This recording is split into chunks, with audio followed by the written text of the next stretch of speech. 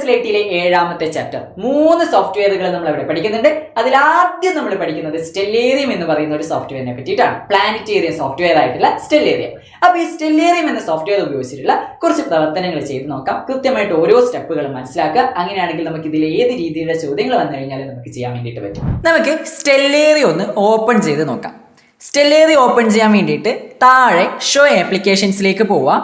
Show ആപ്ലിക്കേഷൻസിൽ Stellarium എന്ന് type ചെയ്താൽ മതി. ജസ്റ്റ് STE എന്ന് ടൈപ്പ് ചെയ്യുമ്പോൾ തന്നെ സ്റ്റെല്ലേറിയം വരും. ഇതാണ് സ്റ്റെല്ലേറിയത്തിൻ്റെ ലോഗോ. ഈ ഒരു ലോഗോ ഒന്ന് ഓർത്ത് വെക്കണം. ചിലപ്പോൾ ഇതിൻ്റെ ഈ ഒരു ലോഗോ മാത്രം തന്നിട്ട് ഇത് ഏത് സോഫ്റ്റ്വെയർ ആണെന്നൊക്കെ ചോദിക്കാനുള്ള സാധ്യതയുണ്ട്. ഓക്കെ, അപ്പോൾ സ്റ്റെല്ലേറിയം ഒന്ന് ഓപ്പൺ ചെയ്യാം. സ്റ്റെല്ലേറിയം ഓപ്പൺ ചെയ്യുന്ന സമയത്ത് തന്നെ നമുക്ക് ഈ രീതിയിലാണ് കാണാൻ പറ്റുക. ഈ സൈഡിൽ കാണുന്നതിനെയാണ് നമ്മൾ ടൂൾ ബാർ എന്ന് പറയുന്നത്. താഴെ കാണുന്നതാണ് സ്റ്റാറ്റസ് ബാർ. ഈ ടൂൾ ബാറിൽ ഈ അറ്റത്ത് ഇവിടെ ചെറിയൊരു ട്രയാങ്കിൾ കാണാം. ഇത് ക്ലിക്ക് ചെയ്ത് കഴിഞ്ഞാൽ ആ ടൂൾ ബാർ അനങ്ങാതെ അവിടെ നിൽക്കും. അതേപോലെ ഈ സ്റ്റാറ്റസ് ബാറിൻ്റെയും താഴെയായിട്ട് ചെറിയൊരു ട്രയാങ്കിൾ ഉണ്ട്. അവിടെ ക്ലിക്ക് ചെയ്ത് കഴിഞ്ഞാൽ സ്റ്റാറ്റസ് ബാറും അനങ്ങാതെ അവിടെ നിന്നോളും. ക്ലിയർ? സ്റ്റെല്ലേറിയം എന്ന് പറയുന്നത് ഒരു പ്ലാനറ്റേറിയം സോഫ്റ്റ്വെയർ ആണ്. ഈ സോഫ്റ്റ്വെയർ ഉപയോഗിച്ചിട്ട് ആകാശത്തിലെ കഴിഞ്ഞു പോയതും വരാനിരിക്കുന്നതുമായിട്ടുള്ള ഒരുപാട് ആകാശ കാഴ്ചകൾ നമുക്ക് കാണാൻ വേണ്ടിയിട്ട് പറ്റും. അതിൻ്റെ സിമുലേഷൻസ് നമുക്ക് കാണാൻ വേണ്ടിയിട്ട് പറ്റും. അപ്പോൾ പ്രധാനപ്പെട്ട 1-2 കാര്യങ്ങളുണ്ട്. ആ കാര്യങ്ങൾ മനസ്സിലാക്കിയാൽ തന്നെ ഈ ചാപ്റ്ററിൽ നിന്ന് ഈ ഒരു ഭാഗത്ത് നിന്ന് സ്റ്റെല്ലേറിയവുമായി ബന്ധപ്പെട്ട ചോദ്യങ്ങൾ വന്നു കഴിഞ്ഞാൽ നിങ്ങൾക്ക് പെട്ടെന്ന് ആൻസർ ചെയ്യാൻ വേണ്ടി പറ്റും.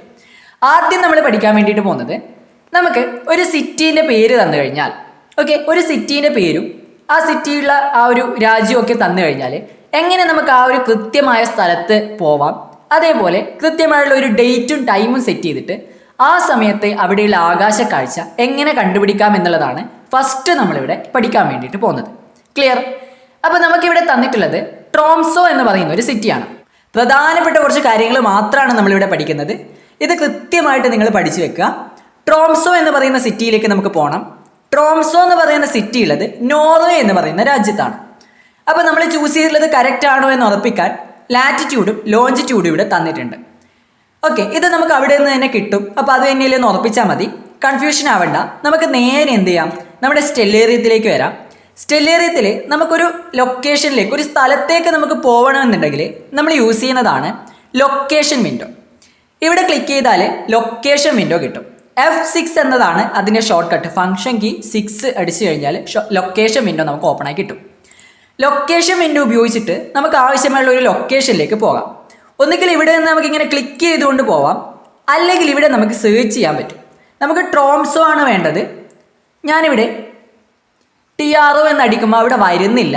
ഇതേപോലെ നിങ്ങൾക്കൊരു ഇഷ്യൂ ഉണ്ടെങ്കിൽ, അതായത് നിങ്ങൾ സെർച്ച് ചെയ്യുന്നത് വരുന്നില്ലെങ്കിൽ ജസ്റ്റ് ഇവിടെ റീസെറ്റ് ലൊക്കേഷൻ ലിസ്റ്റ് ഉണ്ട്, അതൊന്ന് ക്ലിക്ക് ചെയ്താൽ മതി. എന്നിട്ട് ഒന്നുകൂടി നിങ്ങളൊന്ന് ടൈപ്പ് ചെയ്ത് നോക്കുക. അപ്പോൾ കണ്ടില്ലേ, വന്നോളൂ. ട്രോംസോ ഉണ്ട്. ട്രോംസോ, നോർവേ, അതായത് നോർവേ എന്ന രാജ്യത്തെ ട്രോംസോ എന്ന് പറയുന്ന സിറ്റി. ജസ്റ്റ് അതിന് മുകളിൽ ഒന്ന് ക്ലിക്ക് ചെയ്യാം. ക്ലിക്ക് ചെയ്യുമ്പോൾ തന്നെ താഴെയായിട്ട് ആ സിറ്റീൻ്റെ പേര് വരുന്നുണ്ട്, കൺട്രി ഏതാണെന്ന് വരുന്നുണ്ട്, പ്ലാനറ്റ് ഏതാണെന്ന് വരുന്നുണ്ട്. അതേപോലെ കൃത്യമായിട്ടുള്ള ലാറ്റിറ്റ്യൂഡും ലോഞ്ചിറ്റ്യൂഡും ഇവിടെ കാണാൻ പറ്റും. ഇവിടെ കൊടുത്തിട്ടുള്ള ഇതേ ലാറ്റിറ്റ്യൂഡും ലോഞ്ചിറ്റ്യൂഡും തന്നെയല്ലേ നമുക്കിത് ഇവിടെ തന്നിട്ടുള്ളതെന്ന് നോക്കാം. കണ്ടില്ലേ, കറക്റ്റായിട്ട് അത് തന്നെയാണ് ഇവിടെയും വന്നിട്ടുള്ളത്. ഓക്കെ, അപ്പോൾ നമ്മൾ കറക്റ്റ് സ്ഥലത്ത് തന്നെയാണ് എത്തിയിട്ടുള്ളത്. ഇനി ഒന്നും വേണ്ട, ഈ ഒരു വിൻഡോ നമുക്ക് ക്ലോസ് ചെയ്യാം. ഈ ഒരു വിൻഡോ ക്ലോസ് ചെയ്യാം. ക്ലിയർ? ഇനി നമുക്കൊരു ടൈമും ഒരു ഡേറ്റും തന്നിട്ടുണ്ടെങ്കിൽ ആ കറക്റ്റ് ടൈം ആൻഡ് ഡേറ്റ് നമുക്ക് എങ്ങനെയാണ് ഇതിൽ സെറ്റ് ചെയ്യുക എന്നുള്ളതാണ് അടുത്തത് നമ്മൾ പഠിക്കുന്നത്. നമ്മളിവിടെ 2024 6/21, അതായത് 2024 ജൂൺ 21 നമുക്ക് എങ്ങനെയാണ് പോകാൻ പറ്റുക എന്നാണ് നമ്മൾ നോക്കുന്നത്. അതിന് വേണ്ടിയിട്ട് സിമ്പിളാണ്. ടൂൾ ബാറിൽ തന്നെ ഇവിടെ വേറെ ഒരു ടൂൾ ഉണ്ട്, date time window. Date time window അതിൻ്റെ ഷോർട്ട് കട്ട് എന്ന് പറയുന്നത് F5 ആണ്. ജസ്റ്റ് ഒന്ന് അത് എഴുതി വെക്കണം, കാരണം ചിലപ്പോൾ ഷോർട്ട് കട്ട് ചോദിക്കാൻ സാധ്യതയുണ്ട്. F5 ഫംഗ്ഷൻ കീ 5 ആണ് യൂസ് ചെയ്യേണ്ടത്. ജസ്റ്റ് ഈ ഡേറ്റ് ടൈം വിൻഡോയിൽ ഒന്ന് ക്ലിക്ക് ചെയ്യാം. അപ്പോൾ ഒരു കുഞ്ഞ് വിൻഡോ വന്നിട്ടുണ്ട്. ഇതിനെയാണ് നമ്മൾ ഡേറ്റ് ആൻഡ് ടൈം വിൻഡോ എന്ന് പറയുന്നത്. ഇതിൽ നമുക്ക് ഡേറ്റ് സെറ്റ് ചെയ്യാം. നമ്മളോട് ഏത് ഡേറ്റ് ആണ് പറഞ്ഞത് ആ ഒരു ഡേറ്റ് കറക്റ്റ് കൊടുക്കുക. ഞാനിപ്പോൾ ഇവിടെ 2024, ഇപ്പോൾ 2024 അല്ലെങ്കിൽ 2025 26 എത്രയാണെന്ന് വെച്ചാൽ കൊടുക്കാം.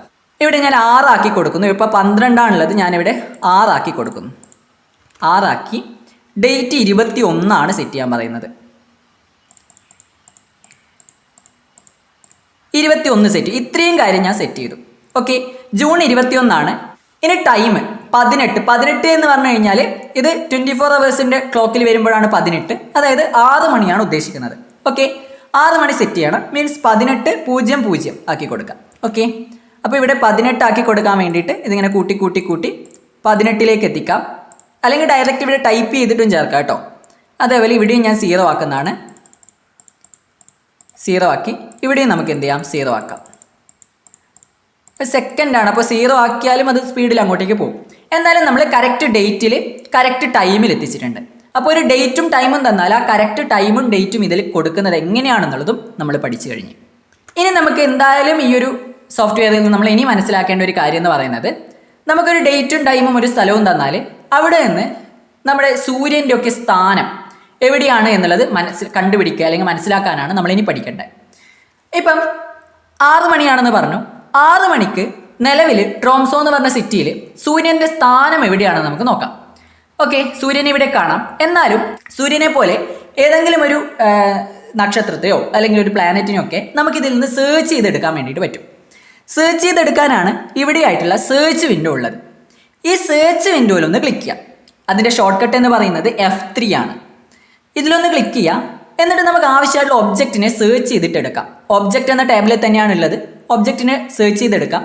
ഞാൻ സൺ എന്ന് സേർച്ച് ചെയ്യുമ്പോൾ തന്നെ ഇവിടെ വരുന്നുണ്ട്. അതിലൊന്ന് ക്ലിക്ക് ചെയ്യാം. അപ്പോൾ നേരെ അവിടെ സണ്ണിൻ്റെ നേരെ കറക്റ്റ് അത് മൂവ് ചെയ്ത് നിന്നിട്ടുണ്ട്. സണ്ണുമായി ബന്ധപ്പെട്ട കുറച്ച് ഡീറ്റെയിൽസ് ഇവിടെ കാണാനും പറ്റും. അതിൻ്റെ ടൈപ്പ് സൺ എന്ന് പറയുന്ന ഒരു സ്റ്റാർ ആണ്. അതേപോലെ കുറേ ഡീറ്റെയിൽസ് ഇവിടെ കാണാം.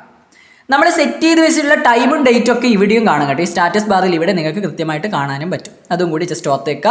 നമ്മൾ എടുത്തു വെച്ചിട്ടുള്ള ആ ഒരു പ്ലാനറ്റും സ്ഥലവും നമുക്കിവിടെ കാണാം. ഇനി നമുക്കിപ്പോൾ 6 മണിക്ക് സൂര്യൻ എവിടെയാണുള്ളതെന്ന് ചോദിച്ചു കഴിഞ്ഞാൽ ഇവിടെ കണ്ടില്ലേ W എന്നതിൻ്റെ നേരെയാണുള്ളത് അല്ലേ. W എന്നതിൻ്റെ നേരെയാണ് നമുക്ക് കാണാൻ പറ്റുന്നത്. അപ്പോൾ W എന്ന് പറഞ്ഞാൽ എന്താ, വെസ്റ്റ്. അത് കൃത്യമായിട്ട് പഠിക്കണമെങ്കിൽ അല്ലെങ്കിൽ അത് കൃത്യമായിട്ട് മനസ്സിലാക്കണം എന്നുണ്ടെങ്കിൽ ഈ ഒരു ടേബിൾ നല്ലൊരു ധാരണ ഉണ്ടാവണം. N എന്ന് പറഞ്ഞു കഴിഞ്ഞാൽ നോർത്താണ്. NE എന്ന് കണ്ടു കഴിഞ്ഞാൽ നോർത്ത് ഈസ്റ്റ്. E എന്ന് പറഞ്ഞാൽ ഈസ്റ്റ്. അങ്ങനെ ഈ ഒരു ടേബിളിലെ കാര്യം കൃത്യമായിട്ട് നമുക്കറിയണം. മലയാളവും ഇവിടെ കൊടുത്തിട്ടുണ്ട്. N എന്ന് പറഞ്ഞു കഴിഞ്ഞാൽ നോർത്ത് മീൻസ് വടക്ക്. NE എന്ന് പറഞ്ഞു കഴിഞ്ഞാൽ നോർത്ത് ഈസ്റ്റ് അഥവാ വടക്ക് കിഴക്ക്. ഈ കാര്യങ്ങൾ നമുക്ക് അത്യാവശ്യം അറിയണം. ജസ്റ്റ് ഒന്ന് നോക്കി വെക്കുക. ഓക്കെ, അപ്പോൾ ഇവിടെ W ആണ്. W എന്ന് പറഞ്ഞു കഴിഞ്ഞാൽ വെസ്റ്റ്. ഇത് ഇവിടെ ശ്രദ്ധിച്ചാൽ മനസ്സിലാവും, വെസ്റ്റിലാണുള്ളത്.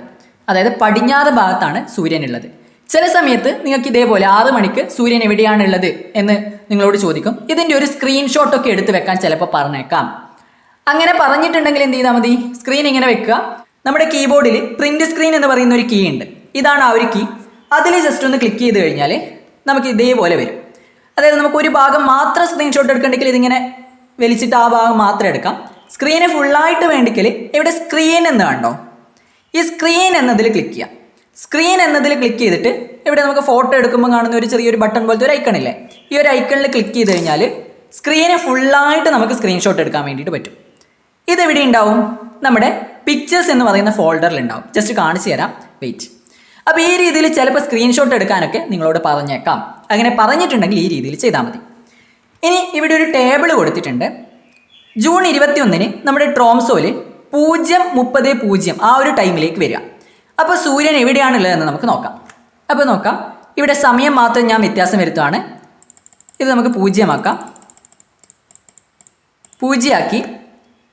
അതിന് മിനിറ്റ് എന്ന് പറയുന്നത് 30 ആക്കാനാണ് പറയുന്നത്. ടൈപ്പ് ചെയ്ത് കൊടുത്താലും മതി കേട്ടോ. ഞാൻ 30 ആക്കുന്നു. ഇത് ഞാൻ എന്ത് ചെയ്യുന്നു, 0 ആക്കി കൊടുക്കുന്നു.